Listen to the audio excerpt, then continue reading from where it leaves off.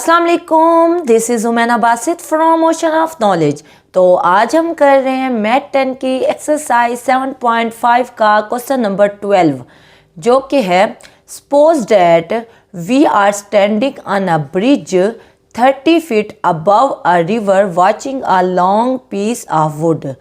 ये सपोज कर रहे हैं कि हम कहाँ पे खड़े हैं, हम एक ब्रिज पे खड़े हैं, इस पॉइंट पे हम खड़े हैं जो कि 30 फीट अबव है, अबाउट अ रिवर, नीचे दरिया है, रिवर है, और उससे 30 फुट अबव हम इस पॉइंट पे खड़े हुए हैं।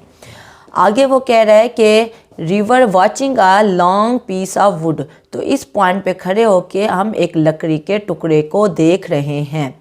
फ्लोटिंग टूवर्ड अस, जो फ्लोट हो रहा है, जो तैर रहा है और हमारी तरफ आ रहा है। If the angle with the horizontal to the front of the log is 16.7 degree, वो कह रहा है जो एंगल है विद द हॉरिजॉन्टल, हॉरिजॉन्टल क्या होता है, ये इस तरह जो होता है हॉरिजॉन्टल होता है, और इस तरह जो होता है ये वर्टिकल होता है। तो वो कह रहा है कि हॉरिजॉन्टल जो एंगल बन रहा है to the front of the log is, ये लॉग है ना, तो लॉग के फ्रंट पे ये देखिए, ये फ्रंट है और ये बैक है लकड़ी के टुकड़े की।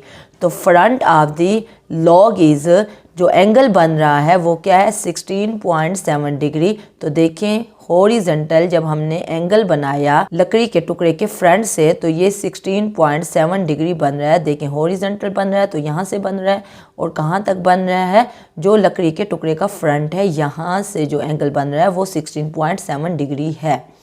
And angle with the horizontal to the back of the log is 14 degree. Log क्या है, ये लकड़ी का टुकड़ा है। वो कह रहे हैं इस लकड़ी के टुकड़े के बैक से, क्योंकि हम यहाँ पे खड़े हुए हैं ना, तो ये वाला लकड़ी का टुकड़ा फ्रंट होगा और ये वाली जगह लकड़ी के टुकड़े की बैक होगी। तो वो कह रहा है बैक पॉइंट पे क्या एंगल बन रहा है, वो 14 डिग्री बन रहा है लॉग का, और की विद द हॉरिजॉन्टल। तो हॉरिजॉन्टल के साथ जो लॉग का बैक है वहाँ से जो एंगल बन रहा है वो क्या बन रहा है, वो 14 डिग्री बन रहा है। How long is the log, यानी कि ये लॉग जो है वो कितना लंबा है, उसकी लेंथ क्या है, यानी इस लकड़ी के टुकड़े की लेंथ क्या है। तो आप ये बात माइंड में रखें कि अगर दो लाइनें पैरेलल हो रही हो, पैरेलल क्या होता है, जो एक ही सिमत में जा रही होती हैं, कभी मिलती नहीं है। अगर दो लाइनें पैरेलल हो रही हो और तीसरी लाइन उन दो पैरेलल लाइन को कट करे, तो वो तीसरी लाइन पे जो एंगल बनते हैं internal but opposite angle equal, यानी यहाँ पे जो एंगल होगा वही एंगल यहाँ पे होगा, और अगर यहाँ पे जो एंगल होगा यहाँ पे वही एंगल होगा, यानी internal but opposite angle equal होते हैं। अगर दो लाइनें पैरेलल हों और तीसरी लाइन उनको कट करे, तो उस तीसरी लाइन के internal but opposite angle equal होते हैं, बराबर होते हैं।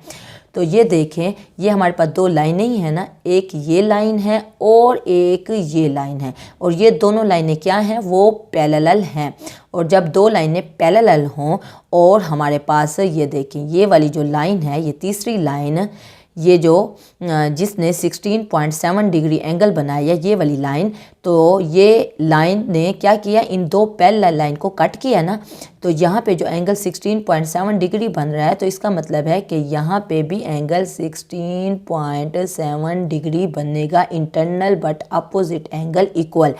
इसी तरह ये दो लाइनें पैरेलल हैं, दो लाइनें अगर पैरेलल हों तो ये जो, तो अगर यहाँ पे 14 डिग्री एंगल है, तो अब तीसरी लाइन ने क्योंकि इन दो पैरेलल लाइन को कट किया है, तो हम इसी रूल से कि internal but opposite angle equal, तो यहाँ पे 14 डिग्री बन रहा है, तो यहाँ पे भी क्या एंगल बनेगा, 14 डिग्री एंगल बन जाएगा। तो बस सोल्यूशन में वो कह रहा है फ्रॉम द गिवन डायग्राम, इस गिवन डायग्राम से let the distance between from the front of the log, log के फ्रंट से जो डिस्टेंस है bridge at a river level is x, यानी कि जो लॉग है उसके फ्रंट से लेके यहाँ तक क्या है, वो एक्स है, ये हमने लेट कर लिया है।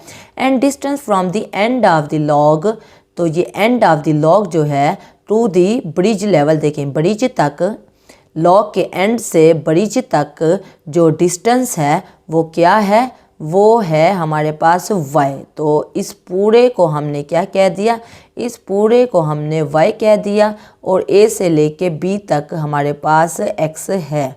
अब क्योंकि ये जो पूरी लेंथ है वो क्या है, वो y है और a से लेके b तक जो लेंथ है वो x है।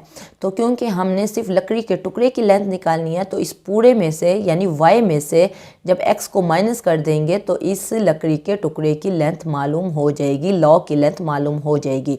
तो यही बात लिखी हुई है। So length of log is y minus x. तो लकड़ी के टुकड़े की जो लेंथ है वो y माइनस एक्स होगी। आगे लिखा हुआ है आल्सो सपोज, हम आल्सो सपोज कर रहे हैं, फ़र्ज़ कर रहे हैं point A at river level perpendicular from observer and point B be the point of front of log and C be the point of end of log, consider triangle A O A B. अब वो क्या कह रहे हैं, वो कह रहे हैं कि जो ए पॉइंट है वो क्या है, वो इस ब्रिज पे हम खड़े हुए हैं ना, जो ऑब्जर्वर है जो ऑब्जर्व कर रहा है लकड़ी के टुकड़े को, वो इस पॉइंट पे खड़ा हुआ है। तो उसने कहा है कि जो ए है वो रिवर लेवल परपेंडिकुलर है, वो देखिए वो ऑब्जर्वर से बिल्कुल परपेंडिकुलर है, 90 का एंगल बना रहा है। और आगे कह रहा है point B with the point of front of log, जो पॉइंट बी है वो इस लॉग का फ्रंट है, and C with the point of end of log, तो इस लॉग का एंड जो पॉइंट है वो सी है। अब एक कंसीडर हम कर रहे हैं ट्राइंगल ओ ए बी, हम इस ट्राइंगल को देख रहे हैं ओ ए बी को, क्योंकि tan थीटा बराबर होता है परपेंडिकुलर ओवर बेस के। परपेंडिकुलर ये वाली साइड है और बेस जो है ये वाली साइड है। अब परपेंडिकुलर जो है वो क्या होता है, वो एंगल के सामने वाली साइड होती है, और बेस जो होता है वो एंगल के साथ वाली साइड होती है। तो एंगल क्या है, 16.7 डिग्री है, यहाँ पे है, तो इसलिए इसके सामने वाली जो लाइन होगी वो परपेंडिकुलर होगी और इसके साथ वाली जो साइड है वो हमारे पास बेस होगी। लेकिन हमने क्यों tan ट्रिग्नोमेट्रिक फंक्शन लिया, हम साइन और कॉस भी तो ले सकते थे। हमने साइन इसलिए नहीं लिया क्योंकि साइन बराबर होता है परपेंडिकुलर ओवर हाइपोटेन्यूज के और कॉस बराबर होता है बेस ओवर हाइपोटेन्यूज के। हमें हाइपोटेन्यूज नहीं करना था, क्यों, क्योंकि हाइपोटेन्यूज हमने निकालना ही नहीं है। हमने क्या निकालना है, हमने ए बी यानी कि हमने एक्स को निकालना है, और ओ ए जो परपेंडिकुलर है वो हमें गिवन है 30 मीटर।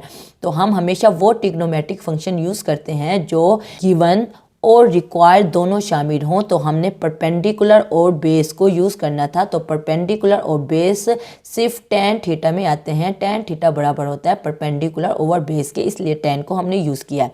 अब थीटा की जगह पे हमने क्या लगाया, एंगल लगाया, जो कि है 16.7 डिग्री, क्योंकि हम ट्राइंगल ओ ए बी ले रहे हैं। तो इस ट्राइंगल में यहाँ तो 90 का एंगल है, लेकिन यहाँ जो थीटा है वो 16.7 डिग्री है, तो इसलिए 16.7 डिग्री लिया। और tan थीटा बराबर है परपेंडिकुलर ओवर बेस के। परपेंडिकुलर हमारे पास क्या है, वो मेजरमेंट ओ है, और बेस हमारे पास मेजरमेंट ए बी है। तो बस हमने वैल्यूज़ पुट कर दी। ओ ए जो है, जो परपेंडिकुलर है वो 30 मीटर है, और ए बी को हमने कंसीडर किया था वो एक्स है, तो वो एक्स हमने पुट कर दिया। tan 16.7 की वैल्यू हमने कैलकुलेटर से निकाली, तो हमारे पास वैल्यू आ गई। अब हमने क्या किया, 0.3x, tan 16.7 की जब हमने वैल्यू निकाली तो वो 0.3 आ गया। x यहाँ डिवाइड हो रहा है, बराबर की इस तरफ आके मल्टीप्लाई हो जाएगा, यानी 0.3 के साथ लिखा हुआ आएगा, इज इक्वल टू 30 वैसे का वैसे है। हमने x की वैल्यू को निकालना है, 0.3 x से मल्टीप्लाई हो रहा है, बराबर की इस तरफ आके डिवाइड हो जाएगा, यानी डिनोमिनेटर में चला जाएगा। तो 30 को 0.3 पे डिवाइड करेंगे तो x की वैल्यू निकलेगी 100।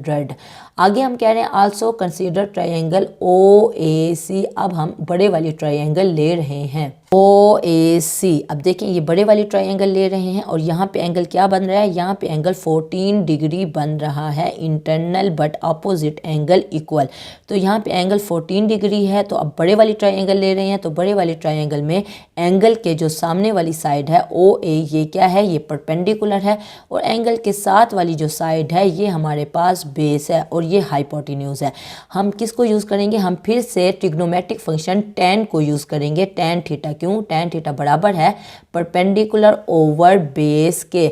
परपेंडिकुलर जो हमें गिवन है और बेस जो हमें चाहिए, गिवन और रिक्वायर्ड क्योंकि हमने यूज़ करने हैं, तो इसलिए हम tan ट्रिग्नोमेट्रिक फंक्शन को यूज़ करेंगे, और थीटा की जगह पे 14 डिग्री यूज़ होगा। बस tan 14 डिग्री बराबर है परपेंडिकुलर ओवर बेस के। tan 14 डिग्री की वैल्यू निकाली, 0.2493 निकला है, परपेंडिकुलर ओ ए के बराबर है, और बेस जो है वो ए सी के बराबर है। 0.2493 है पड़ा। ओ ए जो है वो बराबर है, वो परपेंडिकुलर है, वो 30 मीटर के बराबर है, और ए सी को जो पूरी लेंथ थी उसको हमने सपोज किया था y, तो ए सी की जगह पे y आ गया और ए सी y नीचे था तो y ऊपर जाके मल्टीप्लाई हो गया, यानी 0.2493 के साथ y लिखा हुआ आ गया और ओ ए की जगह पे हमने 30 पुट कर दिया। तो बस y को इधर ही रन दिया, 30 के नीचे 0.2493 डिवाइड हो गया, 30 को इस पे डिवाइड किया तो 120.32 वैल्यू निकल आई। अब ये y वैल्यू निकली है।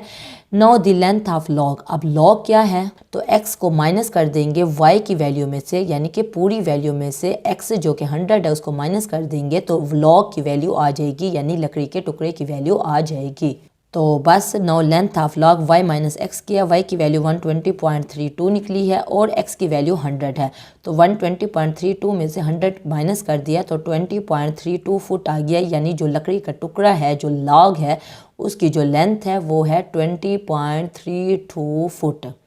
कोई कन्फ्यूजन हो, कोई मसला हो, कोई बात समझ ना आई हो, आप नीचे कमेंट में पूछना, मैं इंशाल्लाह कमेंट बॉक्स में उसका डेफिनेटली जवाब दे दूँगी। तो अपना ख्याल रखिएगा। ओके, फिर अल्लाह हाफिज़।